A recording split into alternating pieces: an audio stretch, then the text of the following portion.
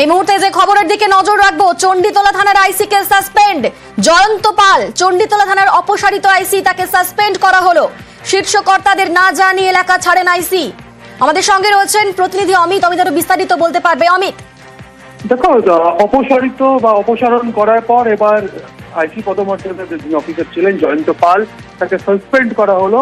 Howrah rural police ডিস্ট্রিক্টের তরফ থেকে জানা যাচ্ছে যে এই পুলিশ জেলার যারা শীর্ষ আধিকারিক রয়েছেন, যেমন এসপি, এসডিও যারা রয়েছেন, দায়িত্বশীল এসপি রয়েছেন, শীর্ষ কর্তারা রয়েছেন, তাদেরকে না জানিয়ে তার পুলিশ স্টেশন লিভ করে অর্থাৎ তার নিজস্ব থানা এলাকা তিনি ছেড়েছিলেন এবং তিনি ছুটিতে ছিলেন না। সেক্ষেত্রে পুলিশের যে নিয়ম রয়েছে যে ছুটিতে না থাকলে তিনি যদি অন্য এলাকায় যান বা তার নিজের থানা এলাকা থেকে অন্যত্র যান, তাহলে শীর্ষ কর্তাকে জানাতে হয়। কিন্তু সে বিষয়টি না জানিয়েই ওই দিন রাতে নিজের থানা থেকে বেরিয়ে সরাসরি পৌঁছে গেছিলেন হাওড়া শিবপুর এলাকাতে।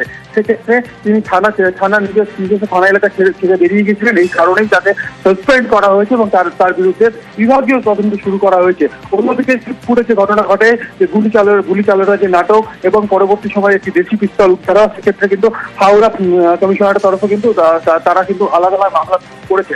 সেক্ষেত্রে সেখানে যদি দেখা যায় যে যে দেশি পিস্তল ব্যবহার করা হয়েছিল, সেই দেশি পিস্তলটি এই জয়ন্ত পাল নিজে কোথাও থেকে সংগ্রহ করতে, সেক্ষেত্রে তার বিরুদ্ধে সেক্ষেত্রে কিন্তু ব্যবস্থা নেওয়া হবে। তাদের আমি জানিয়ে রাখবো যে শীর্ষ কর্তাদের, জেলা পুলিশের শীর্ষ কর্তাদের না জানিয়ে নিজের এলাকা বা নিজের থানা এলাকা তিনি ছেড়েছিলেন ওই দিন রাতে। এই কারণেই তাকে সাসপেন্ড করা হয়েছে, এমনটাই কিন্তু জেলা পুলিশ সূত্র থেকে জানা যাচ্ছে। অন্যদিকে তার বিরুদ্ধে বিভাগীয় তদন্ত বা ডিপার্টমেন্টাল এনকোয়ারি শুরু করা হয়েছে হাওড়া রুরাল পুলিশের পুলিশ ডিস্ট্রিক্টের তরফ থেকে। বেশ, ধন্যবাদ।